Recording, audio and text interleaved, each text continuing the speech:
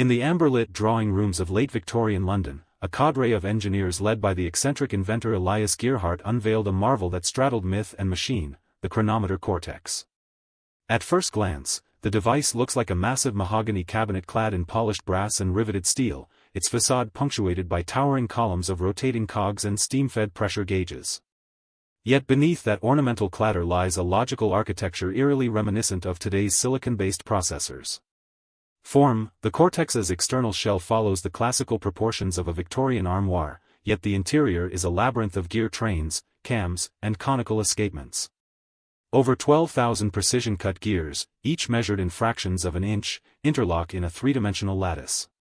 The main data path is a binary gear line where teeth of even numbers represent a logical 1 and odd numbers a 0. Power is supplied by a compact coal-fired boiler feeding a low-pressure steam engine. A set of regulators translates rotary motion into the rapid, discrete steps required for computation. Function: gear ratios encode mathematical operations.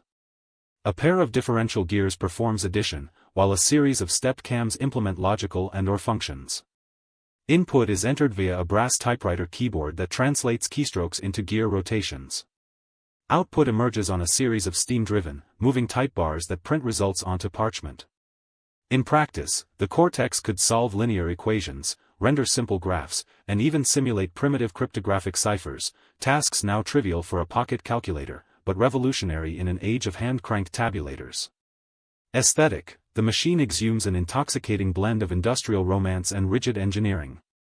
Hand-engraved ornamental flourishes mingle with exposed pistons, while polished brass catches the flicker of oil lamps, casting a golden sheen over the whirring mechanism. The visual language speaks to the Victorian fascination with order, progress, and the sublime beauty of machinery, transforming brute steel into a poetic conduit for abstract thought.